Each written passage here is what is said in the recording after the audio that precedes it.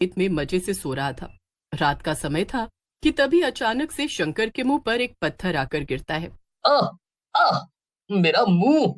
ये ये मेरे ऊपर पत्थर किसने फेंका? कौन है? कौन है?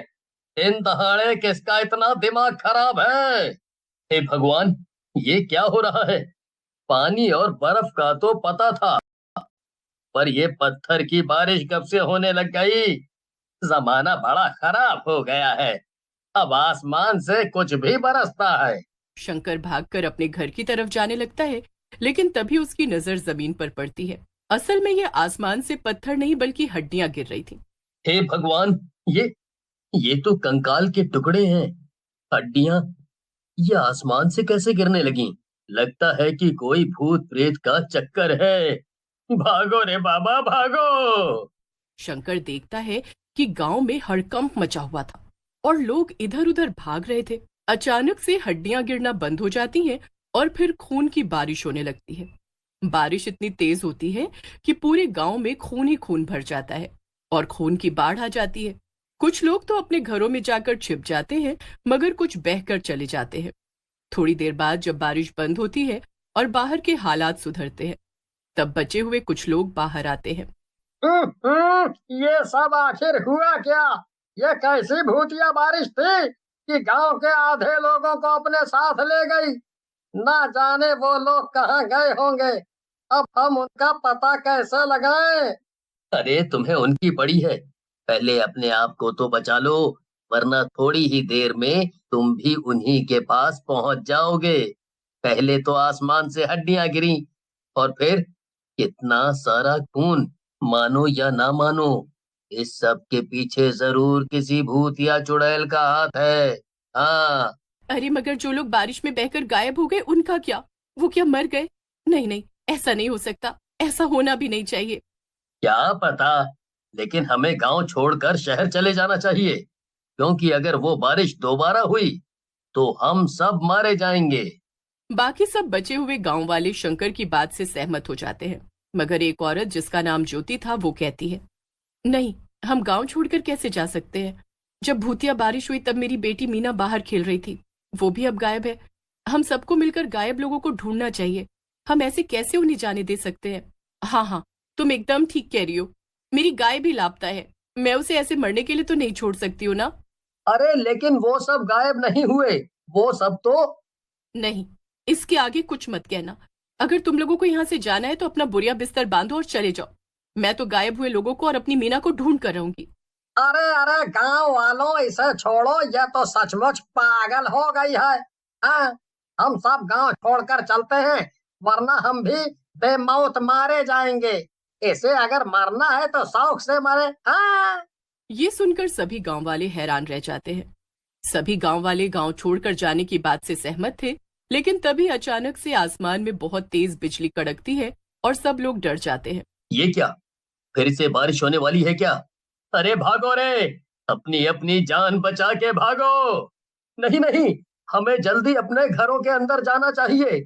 यहाँ बाहर रहना या कहीं बाहर भागना खतरे से खाली नहीं है। अभी सबसे ज्यादा सुरक्षित हमारा घर ही है। पूरे गांव में भगदड़ मच जाती है और सब अपने अपने घरों के अंदर भागने लगते हैं कि तभी आसमान से एक चुड़ैल उड़ते हुए जमीन पर आती है और जोर जोर से हंसने लगती है। मैं हूँ बारिश करवाने वाली चुड़ैल, और अब मैं तुम सब बचे हुए लोगों को भी खत्म कर दूंगी। कोई भी मुझसे बच नहीं पाएगा, और जिसने भी चालाकी दिखाने की कोशिश की उसे तो मैं सबसे पहले खत्म करूंगी। सभी लोग अपने अपने घरों में छिप गए थे, मगर वो खिड़की से चुड़ैल को साफ साफ देख पा रहे थे। शंकर और ज्योति साथ में ज्योति के घर में छिपे थे। वो जब खिड़की से बाहर बारिश की चुड़ैल की बात सुनते हैं तो घबरा जाते हैं। हे भगवान! ये तो सचमुच कोई चुड़ैल है। हमें जल्द से जल्द यहाँ से भागना चाहिए। मैं कब से एक ही बात कह रहा हूँ, मगर कोई भी मेरी बात पे ध्यान क्यों नहीं दे रहा है? क्या तुम सबको मरने का? अरे तुमने सुना नहीं? उस चुड़ैल ने क्या कहा? वो किसी को नहीं छोड़ेगी। वो गांव से बाहर किसी को जाने ही नहीं देगी, और उसने हमें चालाकी दिखाने से भी मना किया है। तुम्हें उसकी धमकियों से डर नहीं लगता क्या? हे भगवान, कि चुड़ैल तो बहुत ही ज्यादा ताकतवर है। देखते ही देखते इसने एक पूरे के पूरे घर को ही आग लगा दी। हमारी बरसों की मेहनत को एक झटके में तबाह कर दिया इस चुड़ैल ने। मैं तो पहले ही कह रहा था कि हम सब यहाँ से भाग जाते हैं। तो तुम इतने मतलबी कैसे हो सकते हो? तुम्हें सिर्फ अपनी पड़ी है। अरे वो चुड़ैल किसी को कहीं नहीं जाने देगी। अब सबको साथ मिलकर उससे लड़ना होगा। बाहर पत्थर, खून और आग की बारिश हो रही है। तभी उसका ध्यान सामने रखे सामान पर जाता है। ये क्या? ये तो छतरी बनाने का सामान है।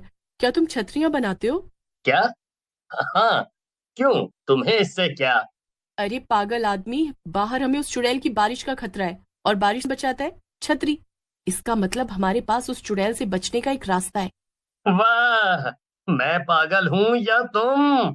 इस छतरी से तुम आग और पत्थर की बारिश से बचोगी। पहले तो वो चुड़ैल तुम पर हंसेगी और फिर तुम पे पत्थर बरसा बरसा के तुम्हें मार डालेगी। मेरी पूरी बात तो सुनो। तुम कपड़े की छतरी मत बनाओ। मैं तुमसे एक ऐसी छतरी बनाने के लिए कह रही हूँ जिससे कि हम उस चुड़ैल से लड़ सके।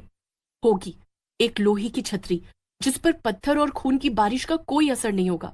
तुमने फायर प्रूफ कपड़ों और हथियारों के बारे में तो सुना ही होगा ना, ऐसी चीजें जिनमें आग नहीं लगती है। तो बस तुम्हें वैसी ही छतरी बनानी है। लेकिन मेरे पास तो सिर्फ छतरी बनाने की कला है।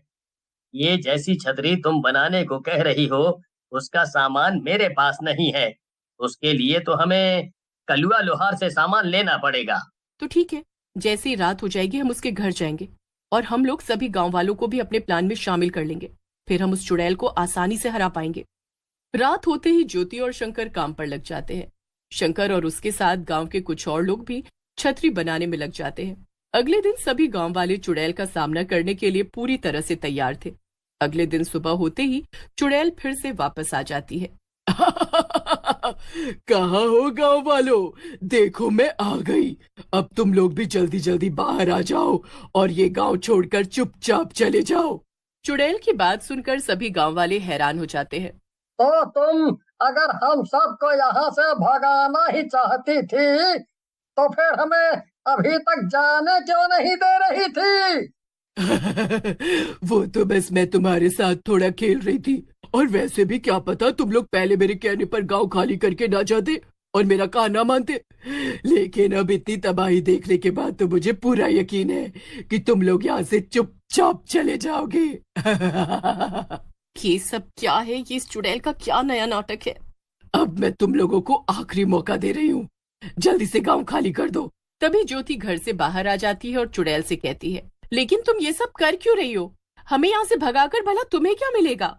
ओहो, तुझ में तो बड़ी हिम्मत है। चल, अब तू पूछ रही है तो मैं बता देती हूँ।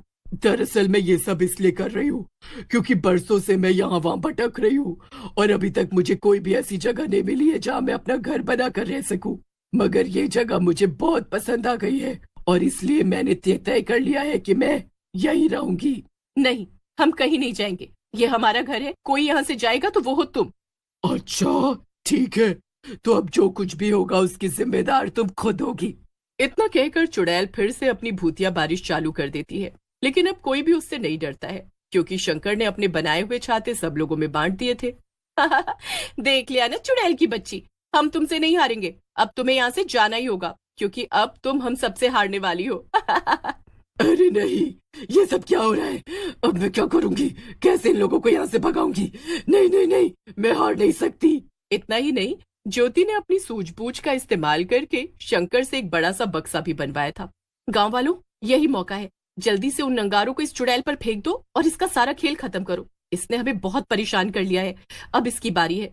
सही मौका पाते ही लोग चुड़ैल पर उन अंगारों को फेंक देते हैं और चुड़ैल जलन के मारे तड़प उठती है। देखते ही देखते चुड़ैल उन अंगारों से जलकर राख हो जाती